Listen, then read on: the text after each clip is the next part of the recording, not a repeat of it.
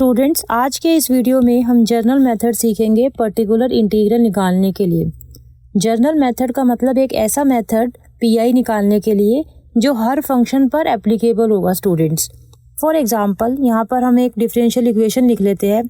से for example D square plus 3d plus 2 into में y is equal to F X. तो students, जो ये राइट हैंड साइड का फंक्शन है एफ एक्स, ये कुछ भी हो सकता है इस केस के अंदर। It can be exponential, it can be trigonometric function, it can be hyperbolic function और it can be a log function. तो स्टूडेंट्स, जो ये एफ एक्स फंक्शन होता है ये किसी भी टाइप का हो सकता है। तो जो जर्नल मेथड होता है वो हर टाइप के फंक्शन एफ एक्स के लिए एप्लीकेबल होता है।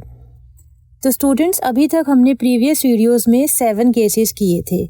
जो हमारा केस नंबर 1 था उसमें हमने क्या किया था, जो ये राइट हैंड साइड फंक्शन है अगर वो e raise to power ax type का है तो उस केस में हम पीआई कैसे निकालेंगे स्टूडेंट्स, ये हमने केस नंबर 1 में कवर किया था। ऐसे ही स्टूडेंट्स, जो केस नंबर 2 था उसमें हमने ये सीखा था अगर एफ एक्स जो फंक्शन होता है हमारा राइट हैंड साइड का, अगर वो कॉस या साइन फॉर्म में होगा तो उस केस में हम पीआई कैसे निकालेंगे, ये चीज़ हमने केस नंबर 2 में सीखी थी। ऐसे ही केस नंबर 3 में हमने हाइपरबोलिक फंक्शंस लिए थे। केस नंबर 4 में हमने X raise to power m type का फंक्शन लिया था। और ऐसे ही स्टूडेंट्स हमने आगे के केसेस कवर किए थे।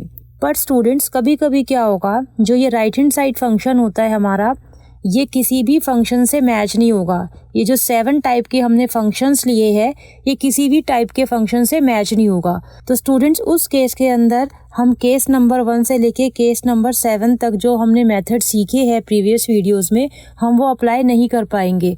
तो स्टूडेंट्स, उस केस के अंदर हम जर्नल मेथड का यूज़ करेंगे। तो स्टूडेंट्स, जर्नल मेथड के अंदर हमारे पास एक फॉर्मूला होता है जो हमें लर्न करना पड़ेगा पीआई निकालने का। तो स्टूडेंट्स, वो फॉर्मूला क्या होता है, एक बार हम वो पढ़ते हैं। 1 में d प्लस m इंटू में एफ एक्स। ये एफ एक्स क्या है, जो भी राइट हैंड साइड में आपको फंक्शन गिवन होगा डिफरेंशियल इक्वेशन का, तो जो पीआई होगा वो किसके इक्वल हो जाएगा, e raise to power minus m x. Then integration के अंदर क्या आ जाएगा, e raise to power m x then into f x d x. तो स्टूडेंट्स, जब हम ये इंटीग्रेशन सॉल्व कर लेंगे तो हमारा पीआई आ जाएगा। स्टूडेंट्स, इस फॉर्मूले के अंदर हमें एक चीज़ ध्यान में रखनी है, डिनोमिनेटर के अंदर यहाँ पे क्या है, d प्लस m, यानी कि लीनियर फैक्टर है और वो भी एक ही लीनियर फैक्टर है। यानी कि जो d की पावर है वो क्या होनी चाहिए, 1 होनी चाहिए। अगर d की पावर 2 या 2 से ज़्यादा होती है तो हम ये वाला फॉर्मूला अप्लाई नहीं कर सकते। तो यहाँ पे क्या होना चाहिए, लीनियर फैक्टर ही होना चाहिए। यहाँ पे क्या है, d प्लस m। और स्टूडेंट्स, अगर यहाँ पे प्लस m है तो यहाँ पे इंटीग्रेशन के अंदर e raise to power mx आएगा और बाहर क्या आ जाएगा, उसका अपोजिट साइन माइनस। अगर यहाँ पे स्टूडेंट्स हमारे पास डिनोमिनेटर के अंदर ये होता, फॉर एग्जांपल 1 में d माइनस m इंटू में एफ एक्स, तो हमारे पास जो फॉर्मूला होगा वो क्या बन जाएगा, e raise to power mx then integration of e raise to power minus mx into f x d x. तो यहाँ पे क्या है स्टूडेंट्स, माइनस m है तो इसीलिए इंटीग्रेशन के अंदर यहाँ पे e रेज़ टू पावर में माइनस mx आएगा और जो उसका अपोजिट है यानी कि प्लस mx, वो इंटीग्रेशन के हम बाहर लिखेंगे। तो आप ऐसे लर्न कर सकते हो स्टूडेंट्स, अगर प्लस m है तो इंटीग्रेशन के अंदर प्लस वाला साइन आएगा और इंटीग्रेशन के बाहर माइनस आएगा। और अगर यहाँ पे हमारे पास माइनस m है तो इंटीग्रेशन के अंदर माइनस आएगा और इंटीग्रेशन के बाहर प्लस साइन आएगा। नाउ स्टूडेंट्स, इस फॉर्मूले को हमें अप्लाई कैसे करना है पर्टिकुलर इंटीग्रल निकालने के लिए, ये हम आगे क्वेश्चंस के थ्रू अब समझते हैं। Now students, question number 1 is we have to find the solution for this linear differential equation. तो स्टूडेंट्स, जो सॉल्यूशन होता है वो किसके इक्वल होता है, complementary function plus particular integral. तो सबसे पहले हम क्या लिखेंगे, let y is equal to complementary function plus particular integral be the solution of equation 1। और गिवन इक्वेशन को हम इक्वेशन 1 से डिनोट कर लेते हैं। तो स्टूडेंट्स, सबसे पहले हम निकालेंगे कॉम्प्लीमेंट्री फंक्शन। कॉम्प्लीमेंट्री फंक्शन को निकालने के लिए स्टूडेंट्स, जो फर्स्ट स्टेप होता है वो क्या होता है, हमें ऑक्सिलरी इक्वेशन निकालनी होती है। तो हम क्या लिखेंगे, सबसे पहले ऑक्सिलरी इक्वेशन। वो कैसे लिखेंगे, हम कैपिटल D को स्मॉल m से रिप्लेस कर देंगे। तो हमारे पास क्या आ जाएगा students, m square then we have plus 3m plus 2 equal to 0। तो स्टूडेंट्स, ये आ गई हमारे पास ऑक्सिलरी इक्वेशन। नेक्स्ट हम क्या करेंगे, इस इक्वेशन के रूट्स निकालेंगे। तो इस इक्वेशन को हम कैसे लिख सकते हैं students, m² plus 2m plus m then plus 2 equal to 0। उसके बाद हम फर्स्ट 2 टर्म से m कॉमन ले लेंगे, तो हमारे पास क्या आ जाएगा ब्रैकेट में m plus 2, then we have plus 1 common, then bracket के अंदर m plus 2 equal to 0, then we have m plus 1 इन 2 में m प्लस 2 इक्वल टू 0। तो स्टूडेंट्स जो फर्स्ट रूट की वैल्यू आएगी वो क्या आ जाएगी -1, और जो सेकंड रूट आएगा हमारे पास वो क्या आ जाएगा -2। तो स्टूडेंट्स यहाँ पर हमने दोनों रूट्स निकाल ली है। अब इन दोनों रूट्स की हेल्प से हम क्या लिखेंगे, कॉम्प्लीमेंट्री फंक्शन। तो स्टूडेंट्स जो CF होगा वो किसके इक्वल आ जाएगा, ये जो रूट्स है वो क्या है, रियल नंबर्स है, और दोनों रूट्स क्या है, अलग अलग है। तो स्टूडेंट्स ये कौन सा केस हो गया, case number 1, when the roots are real and distinct. तो इस केस में जो CF है हम कैसे लिखते हैं, सबसे पहले C1 constant, then e raise to power, जो फर्स्ट रूट की वैल्यू है वो क्या है -1, so -1 into x which is -x, then plus दूसरा constant, then e raise to power, जो सेकंड रूट की वैल्यू है वो क्या है -2, so -2 into x which is -2x। तो स्टूडेंट्स ये आ गया कॉम्प्लीमेंट्री फंक्शन। स्टूडेंट्स हमने कॉम्प्लीमेंट्री फंक्शन निकाल लिया, नेक्स्ट हम निकालेंगे पर्टिकुलर इंटीग्रल। तो जो PI होगा वो हम कैसे लिखते हैं, this is equal to 1 divided by, जो D का एक्सप्रेशन है स्टूडेंट्स वो क्या है, d² प्लस 3D प्लस 2। तो डिनोमिनेटर में क्या आ जाएगा, d² प्लस 3D प्लस 2, और जो हमारे पास राइट हैंड साइड में फंक्शन गिवन है वो क्या है, e raise to power x। तो यहाँ पर हम क्या लिख देंगे, e raise to power x। Now students अब ध्यान से सुनना कि जब भी हमें जर्नल मेथड अप्लाई करना होता है PI निकालने के लिए, तो हमें क्या करना होता है स्टूडेंट्स, हमें क्या करना होता है, जो भी ये डिनोमिनेटर के अंदर D का एक्सप्रेशन होता है इसे हमें लीनियर फैक्टर्स में स्प्लिट करके लिखना होता है। तो स्टूडेंट्स इसको हम कैसे लिख सकते हैं नेक्स्ट स्टेप में, this is equal to 1 divided by, जो ये d² प्लस 3D प्लस 2 है इसको हम कैसे लिख सकते हैं, d प्लस 1 इंटू में d प्लस 2। स्टूडेंट्स जो ये फैक्टर्स है ये हम ऑलरेडी यहाँ पे कैलकुलेट कर चुके हैं। जब हम ऑक्सिलरी इक्वेशन निकाल रहे थे तो जो गिवन इक्वेशन थी हमारी उसको हमने कैसे लिखा था, m प्लस 1 इंटू में m प्लस 2। तो यहाँ पे m की जगह पे क्या है, d है, तो इसको हम कैसे लिख सकते हैं, d प्लस 1 इंटू में d प्लस 2। तो स्टूडेंट्स जर्नल मेथड में हमेशा आपको क्या करना है, जो भी आपके पास D का एक्सप्रेशन है उसको हमें सबसे पहले लीनियर फैक्टर्स में लिखना है, as a multiplication of linear factors. Then जो फंक्शन है उसको हम एज इट इज़ लिख देंगे। नाउ स्टूडेंट्स अब हम देख सकते हैं यहाँ पर हमारे पास 2 लीनियर फैक्टर्स आ गए मल्टीप्लिकेशन में, पर जो फॉर्मूला अभी जस्ट हमने पढ़ा है PI निकालने का वो क्या था स्टूडेंट्स, 1 में D प्लस m इंटू में fx। तो ये जो फॉर्मूला है स्टूडेंट्स PI निकालने का, उसके अंदर क्या होना चाहिए, एक ही फैक्टर होना चाहिए, एक ही लीनियर फैक्टर होना चाहिए डिनोमिनेटर में, तभी हम ये फॉर्मूला अप्लाई कर सकते हैं। पर यहाँ पर हमारे पास क्या आ गए, 2 फैक्टर्स आ गए। तो इसीलिए स्टूडेंट्स जब भी हमारे पास 2 या 2 से ज़्यादा लीनियर फैक्टर्स होते हैं डिनोमिनेटर में, तो हम क्या अप्लाई करते हैं, पार्शियल फ्रैक्शंस। तो अब हम क्या स्टूडेंट्स अप्लाई करेंगे, पार्शियल फ्रैक्शन, जो हम 12th क्लास में करते थे इंटीग्रेशन के अंदर पार्शियल फ्रैक्शन, हम वही चीज़ यहाँ पे अप्लाई करेंगे। तो स्टूडेंट्स इस वाली टर्म को अब हम स्प्लिट करेंगे बाय यूजिंग पार्शियल फ्रैक्शन। हम स्प्लिट क्यों कर रहे हैं, क्योंकि डिनोमिनेटर के अंदर यहाँ पे 1 से ज़्यादा लीनियर फैक्टर है, तो जब भी 1 से ज़्यादा लीनियर फैक्टर होगा तो हम पार्शियल फ्रैक्शन अप्लाई करेंगे। तो स्टूडेंट्स इस इक्वेशन को हम 2 से डिनोट कर लेते हैं पहले, this is denoted by equation 2। Now next step में हम क्या करेंगे स्टूडेंट्स, इसको हम स्प्लिट करेंगे बाय यूजिंग पार्शियल फ्रैक्शन। तो स्टूडेंट सबसे पहले अब हम पार्शियल फ्रैक्शन अप्लाई करते हैं। सो 1 में d प्लस 1 इंटू में d प्लस 2। तो स्टूडेंट्स पार्शियल फ्रैक्शन में हम क्या करते थे, जब भी यहाँ पे लीनियर फैक्टर्स होते हैं तो हम क्या लेते हैं, सिंपल कांस्टेंट्स लेते हैं।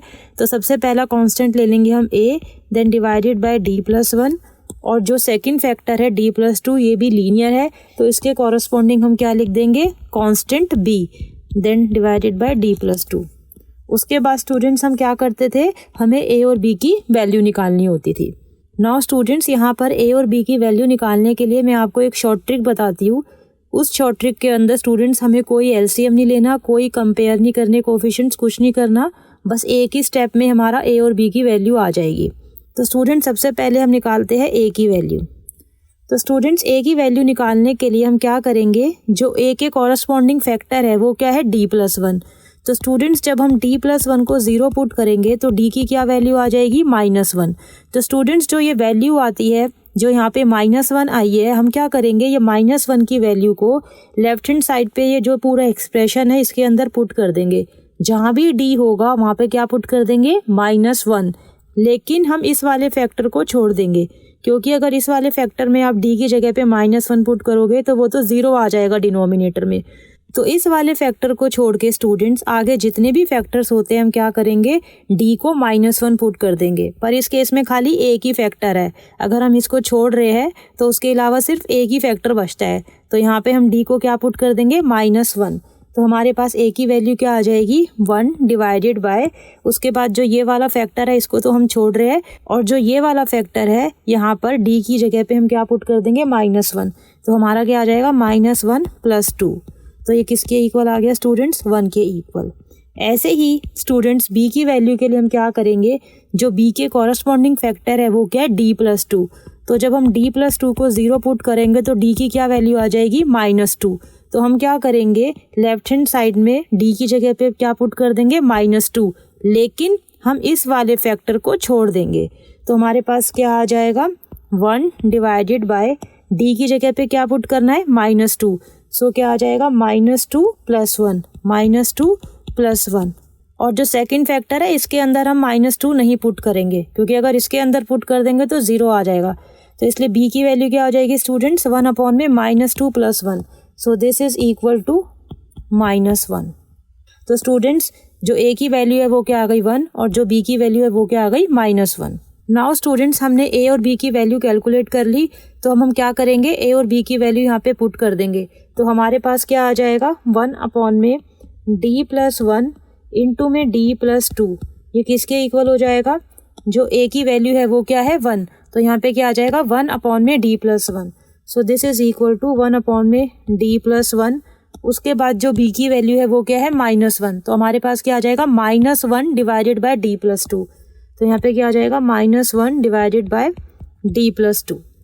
नाउ स्टूडेंट्स हमारे पास जो ये वाली टर्म थी इसको हमने पार्शियल फ्रैक्शन यूज़ करके ऐसे 2 टर्म्स में स्प्लिट कर दिया।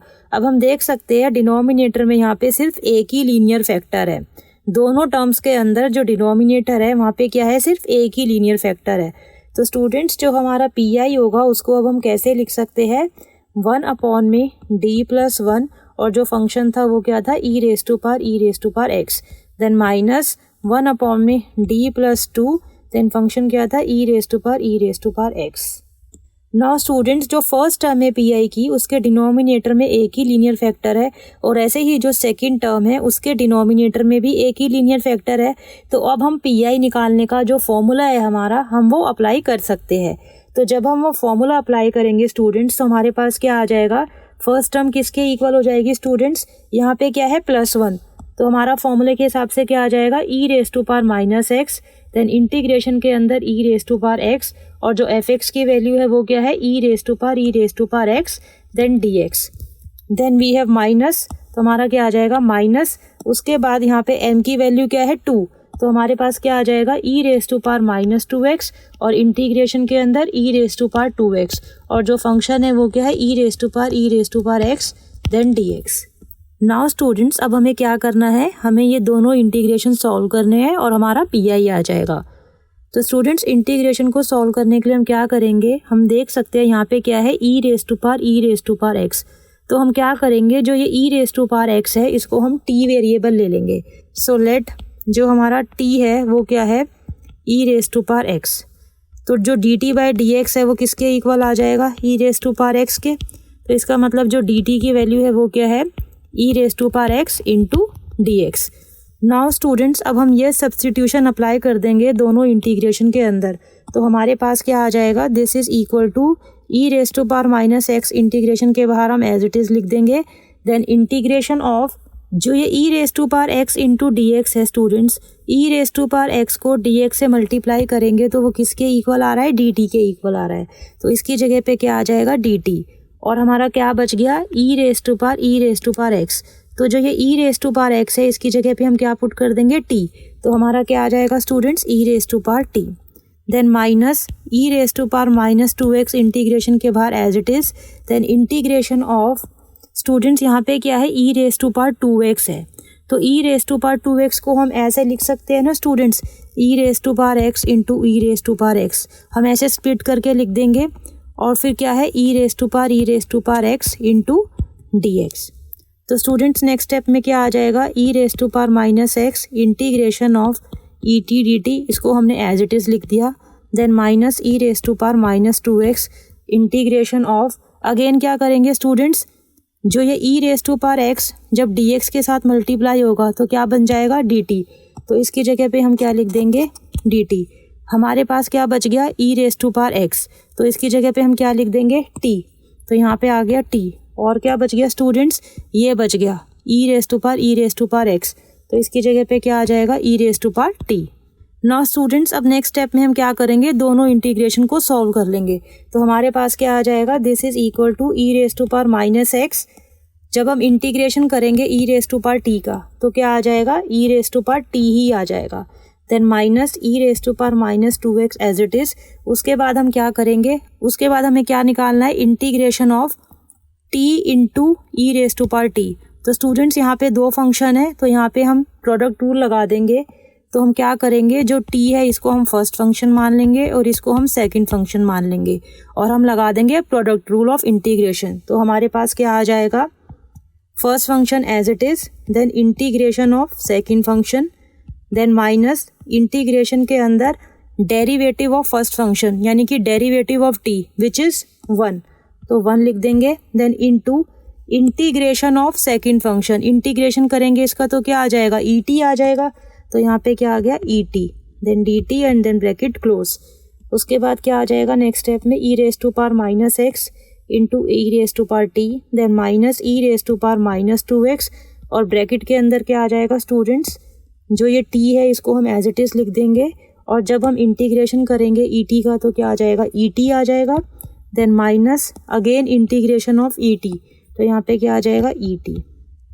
तो स्टूडेंट्स जो हमारा इंटीग्रेशन था वो सॉल्व हो गया। अब हम क्या करेंगे, t की जगह पे क्या पुट कर देंगे again e raise to power x, क्योंकि जो आंसर है वो तो हमें x वेरिएबल की टर्म्स में ही देना है ना स्टूडेंट्स। तो हमारे पास क्या आ जाएगा, this is equal to e raise to power minus x into e raise to power t की जगह पे क्या लिख देंगे e raise to power x, तो हमारे पास क्या आ जाएगा e raise to power x, then minus e raise to power minus 2x, t की जगह पे क्या लिख देंगे e raise to power x, then into e raise to power e x, then minus e raise to power e x. तो students ये हमारा P I आ गया, इसको हम थोड़ा सा सॉल्व करके लिख सकते हैं। हम देख सकते हैं हर टर्म के अंदर क्या है e raise to power x, तो ये हम कॉमन ले सकते हैं। तो ब्रैकेट के अंदर हमारा क्या बच जाएगा, सबसे पहले है e raise to power minus x, तो यहाँ पे आ गया e raise to power minus x. उसके बाद क्या बच गया minus of e raise to power minus 2x, e raise to power minus 2x और ब्रैकेट के अंदर ये चीज़ तो हम कॉमन ले चुके हैं स्टूडेंट्स, तो हमारे पास क्या बच गया e raise to power x और यहाँ पे क्या बच जाएगा स्टूडेंट्स, ये चीज़ हमने कॉमन ले ली तो क्या बच जाएगा 1, तो हमारे पास क्या आ गया यहाँ पे 1, then bracket close. So this is further equal to students e raise to power e x, then square bracket के अंदर क्या है हमारे पास e raise to power minus x. अब क्या करेंगे स्टूडेंट्स, हम जो ये वाला ब्रैकेट है इसको हम ओपन कर देंगे, तो जब हम e raise to power minus 2x को e raise to power x से मल्टीप्लाई करेंगे तो हमारा क्या आ जाएगा minus of e raise to power minus x। उसके बाद जब हम e raise to power minus 2x को -1 से मल्टीप्लाई करेंगे तो क्या आ जाएगा plus e raise to power minus 2x। तो ये किसके इक्वल आ गया students, e raise to power x। उसके बाद स्टूडेंट्स हम देख सकते हैं यहाँ पे क्या है e raise to power minus x और यहाँ पे क्या है minus of e raise to power minus x. So ये दोनों कैंसिल आउट हो जाएंगे, तो हमारे पास क्या बच गया खाली e raise to power minus 2x। तो स्टूडेंट्स जो पी आई था हमारा वो किसके इक्वल आ गया e raise to power x into e raise to power minus 2x। तो स्टूडेंट्स हमने कॉम्प्लीमेंट्री फंक्शन भी निकाल लिया और पी आई भी निकाल लिया। तो जो फाइनल सोल्यूशन है उसको हम कैसे लिखेंगे, solution is y is equal to, हम क्या करेंगे CF और PI को ऐड करके लिख देंगे, तो हमारा क्या आ जाएगा C1 e raised to power minus x plus c2 e raised to power minus 2x then plus pi को ऐड करके लिख देंगे तो क्या आ जाएगा e raised to power minus 2x e raised to power x। तो स्टूडेंट्स ये है हमारा final solution. This is the solution for the given linear differential equation 1। So I hope students आपको इस क्वेश्चन के थ्रू ये समझ में आ गया होगा कि जो जर्नल मेथड का पीआई वाला फॉर्मूला है वो हमें कैसे अप्लाई करना है। स्टूडेंट्स नेक्स्ट वीडियो में यानी कि लेक्चर नंबर 18 में हम एक और क्वेश्चन सॉल्व करेंगे जो जर्नल मेथड पर बेस्ड होगा, सो दैट आपका जो कॉन्सेप्ट है वो और अच्छे से क्लियर हो जाए। स्टूडेंट्स अगर आपको ये वीडियो अच्छी लगी then please like, comment, share and subscribe my YouTube channel. Thank you.